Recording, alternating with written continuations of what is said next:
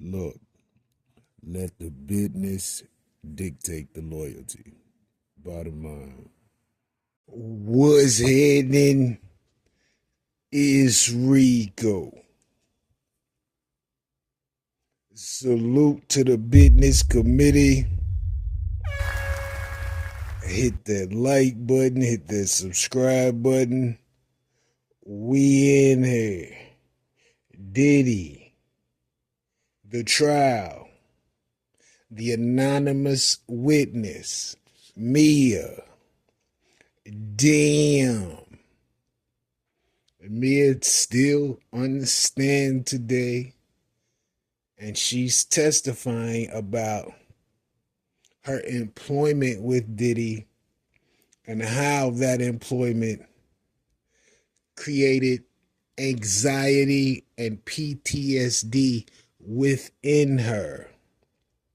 She stated she left the company in 2017 and they were supposed to be working out severance pay. They worked it out. She ended up settling with $400,000 and getting paid half of that. But she never brought up the sexual assaults or anything until she was forced to discuss it on the stand. During cross-examination, YSL Steele, aka Brian Steele, discussed those things with her.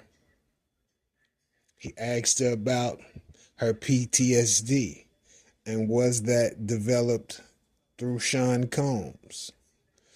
She says, yeah, making her sleep in a room with the lock, and then he coming in to do the unthinkable. Also contributed to her PTSD by what she said.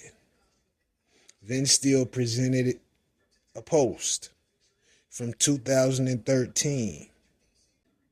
She speaks to the nature of her having a good time with Ciroc, and she tagged Diddy in the social media post.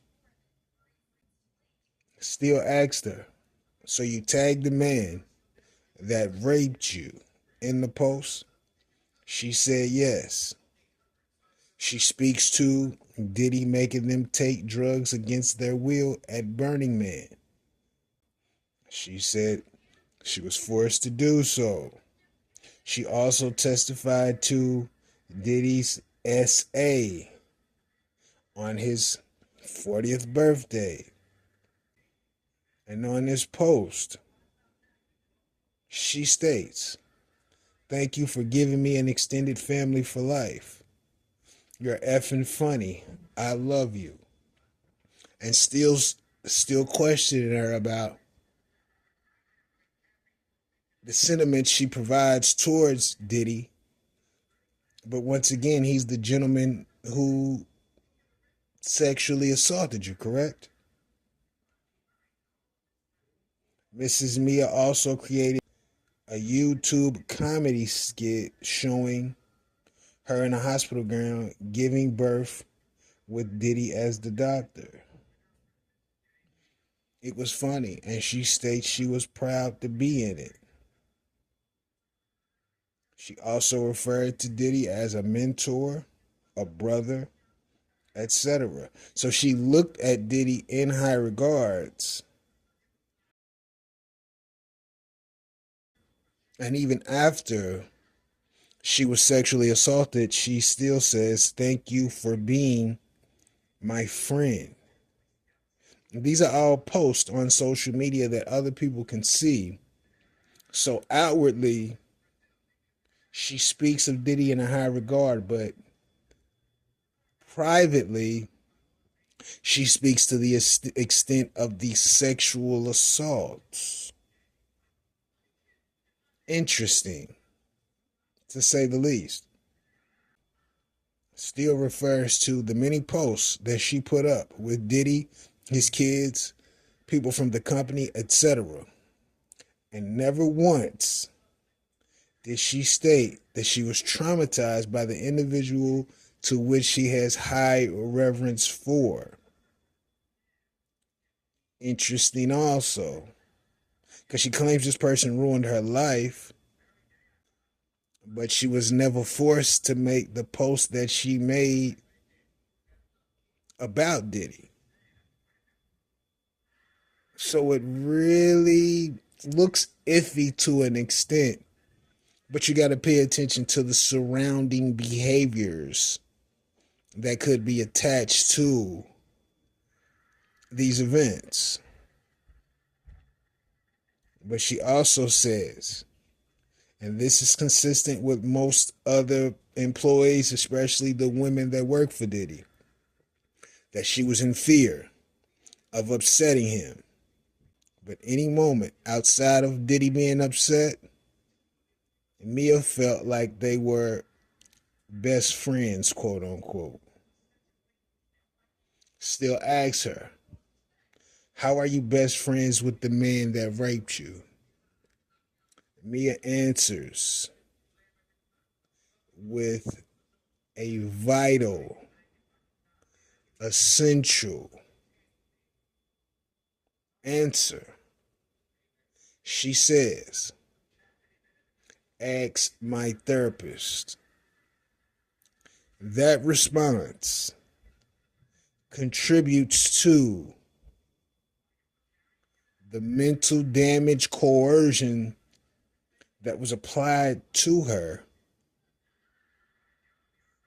and where she wouldn't understand how she could be caring and concerned with the individual who has caused nothing but harm to her and her life, in addition to the assaults. Interesting, powerful, confused, all of that in one. But that's what she said on stand, and it's consistent with some of the things that the other witnesses have provided via testimony. Lastly, she speaks to her having trouble going to her grandmother's funeral. Diddy was controlling his employees well outside of the realm of their responsibility. On top of that, the control of the employees to get them to do what he wanted, legal or illegal, may contribute to the claims, the charges being made by the prosecution. This is ultimately Mia's testimony. Sounds similar to some of the other women that worked with Puffy. But the sexual assaults, I don't know what's going on with Diddy. Diddy must feel like he has access to any and every woman that's around him. But keep in mind, he's probably had access to most of the women around him, even some of the women you may not know, even some of the women that you would never guess that Diddy had some sort of entanglement with. I can assure you he probably has. There's probably not a woman in the industry he hasn't had some parts of, to an extent, whether it was warranted or not. Diddy is wild. And these dimensions of his personality show how controlling, aggressive, sexually aggressive he could be.